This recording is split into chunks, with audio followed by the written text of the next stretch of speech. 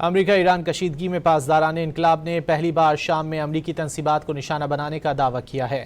ایرانی پاسداران انقلاب نے دعویٰ کیا ہے کہ ایران شہر میں شہداء کے بدلے کے لیے شام کے علاقے التنف میں امریکی اسپیشل آپریشنز کمانڈ سینٹر پر اچانک حملہ کیا ہے۔ ایرانی میڈیا کی رپورٹس کے مطابق پاسداران انقلاب کا کہنا ہے کہ حملے میں ایک ریڈار سسٹم، متعدد امریکی اسپیشل آپریشنز ہیلی کاپٹرز تباہ کیے گئے۔ پاسداران انقلاب نے آپریشن سائیکا کی 13ویں لہر میں اردن کے غانم خطے میں امریکی سرویلنس ریڈار سسٹم کو بھی ٹارگٹ کیا۔ پاسداران انقلاب نے جاری کردہ بیان میں کہا ہے کہ ایران کا آبنائے ہرمز پر مکمل کنٹرول برقرار ہے۔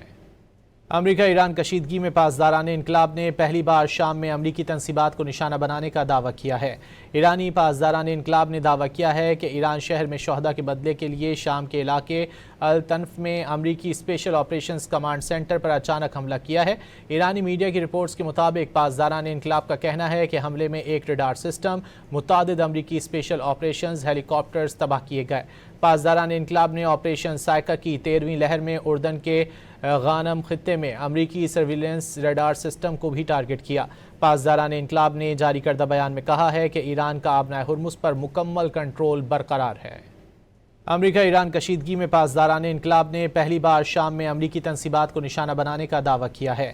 ایرانی پاسداران انقلاب نے دعویٰ کیا ہے کہ ایران شہر میں شہداء کے بدلے کے لیے شام کے علاقے التنف میں امریکی اسپیشل آپریشنز کمانڈ سینٹر پر اچانک حملہ کیا ہے۔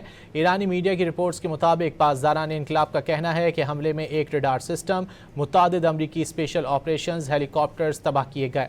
پاسداران انقلاب نے آپریشن سائیکا کی 13ویں لہر میں اردن کے غانم خطے میں امریکی سرویلنس ریڈار سسٹم کو بھی ٹارگٹ کیا۔ پاسداران انقلاب نے جاری کردہ بیان میں کہا ہے کہ ایران کا آبنائے ہرمز پر مکمل کنٹرول برقرار ہے۔